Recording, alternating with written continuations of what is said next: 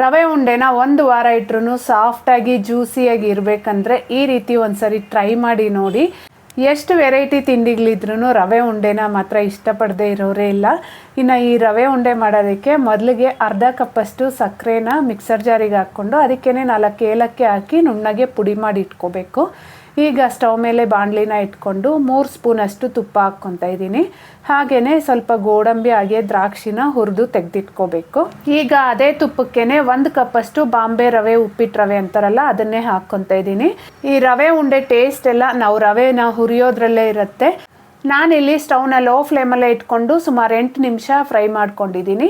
ನಂತರ ಅದೇ ಕಪ್ಪಲ್ಲಿ ಅರ್ಧ ಕಪ್ಪಷ್ಟು ಒಣ ಕೊಬ್ಬರಿನ ಹಾಕಿ ಮತ್ತೆ 2 ನಿಮಿಷ ಫ್ರೈ ಮಾಡಿಕೊಂಡು ನಾವು ಪುಡಿ ಮಾಡಿಟ್ಟಿರೋಂಥ ಸಕ್ಕರೆನ ಹಾಕ್ಬಿಟ್ಟು ಜಸ್ಟ್ ಮಿಕ್ಸ್ ಮಾಡಿ ಸ್ಟವ್ ಆಫ್ ಮಾಡ್ಕೊಂಡ್ಬಿಡ್ಬೇಕು. ಈಗ ಕಾಯಿಸಿ ಆರಿಸಿರೋ ಅಂಥ ಅರ್ಧ ಕಪ್ಗಿಂತ ಒಂದು ಸ್ವಲ್ಪ ಕಡಿಮೆ ಹಾಲನ್ನ ಸ್ವಲ್ಪನೇ ಹಾಕ್ಕೊಂಡು ಮಿಕ್ಸ್ ಮಾಡ್ಕೊತಾ ಇದ್ದೀನಿ. ಇಲ್ಲಿ 1 ಕಪ್ ರವೆಗೆ ಅರ್ಧ ಕಪ್ ಸಕ್ಕರೆ, ಅರ್ಧ ಕಪ್ಗಿಂತ ಒಂದು ಸ್ವಲ್ಪ ಕಡಿಮೆ ಹಾಲು ಹಾಕ್ಕೊಂಡ್ರೆ ಟೆಕ್ಸ್ಚರ್ ಕರೆಕ್ಟಾಗಿ ಬರುತ್ತೆ. ಈಗ ನಾವು ರೆಡಿ ಮಾಡಿಟ್ಟಿರೋ ದ್ರಾಕ್ಷಿ ಗೋಡಂಬಿನ ಹಾಕಿ ಕೈಯಲ್ಲಿ ಮುಟ್ಟಕ್ಕಾಗುವಷ್ಟು ತಣ್ಣಗಾದ್ಮೇಲೆ ಈ ರೀತಿ ಉಂಡೆ ಕಟ್ಕೊಂಡ್ರೆ ರವೆ ಉಂಡೆ ರೆಡಿ.